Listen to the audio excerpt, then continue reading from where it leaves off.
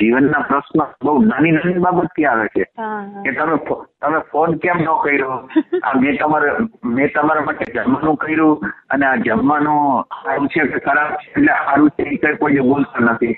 ખાલી પહેરું છું કે ઓલું પહેરું છું તો તમે અમુક વાત પત્નીને ન કરી હોય ને માનો કે મા બાપને કે કોકને કરી છે તો કે આ વાત તમે મને કેમ ન કરી, એટલે હાવ નાની નાની ના એટલે એટલે ઝઘડાનું કારણ તો આ જ બાબત છે ને.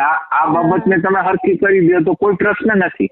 આ બાબતને હરખી કરી દો તો કોઈ પ્રશ્ન જ નથી જીવનનો. એટલે બધાને એમ લાગે કે મોટા મોટા પ્રશ્નો તો બહુ નાનામાંથી આવે છે અને નાનામાંથી એટલે એમ કે તમે એટેન્શન આપો, તમે ઓથેન્ટિક રહ્યો, પ્રમાણિક રહ્યો. એ એમ કહેવા માંગે છે કે તમે સાચું બોલો, ઓથેન્ટિક રહ્યો, કેર કરો, રિસ્પેક્ટ કરો એમ. હા, પણ આમાં પબ્લિકની રિસ્પેક્ટની વ્યાખ્યા થોડી જુદી થઈ ગઈ છે ને કે હવે ઇમ્પોર્ટન્સ મને આપો, તમે વધારે વસ્તુ મને કહો, ઓલા લોકોને ઓછું કહો, એટલે એ થોડુંક વિકૃત થઈ ગયું છે ને. એટલે તટસ્થ તો રહેવું પડે ને. ના એટલે મેં મારા જીવનની અંદર જોયું છે. તો માનો કે આ ઘરના લેવલ ઉપર છે ને, મને એક ખ્યાલ છે કે વખત માણસો હતા, નક્કી કર્યું કે ન્યાય મારે આપવાનો.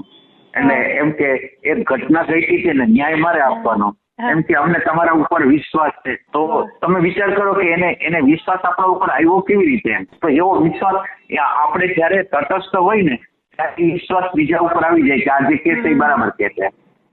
ના એ વાત તો બરાબર છે, પણ એટલે આપણે ઈ લેવલ પહોંચતા પહેલા સામેવાળાને તમારા ઉપર વિશ્વાસ બરાબર બેસે.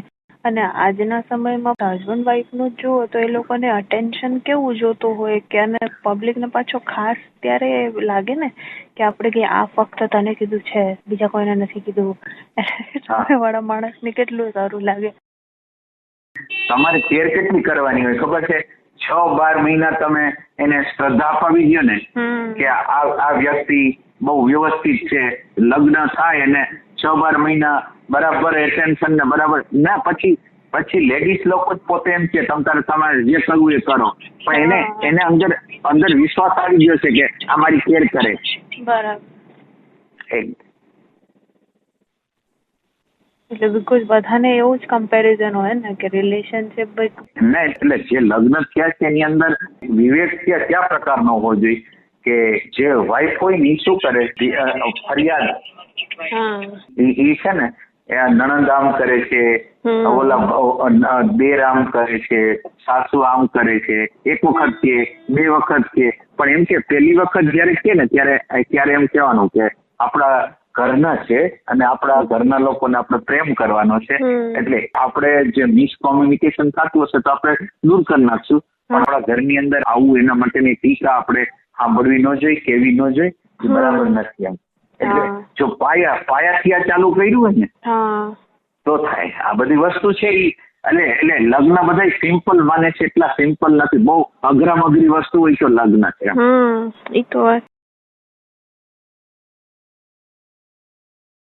પણ એમાં એટલે એ સારી રજૂઆત કરવાની એક પ્રોપર રીત જો હે ને, બીકોઝ તમે કયો કે અરે તમારા દેવર આમ કરે છે ને એવું કહો, ના એવું નથી કરતા, આપણે એવું બધું કરવું નથી, એટલે સામેવાળાની ઇન્સ્ટન્ટ માઠું લાગે કે લે હું કહું છું ખોટું કહું છું.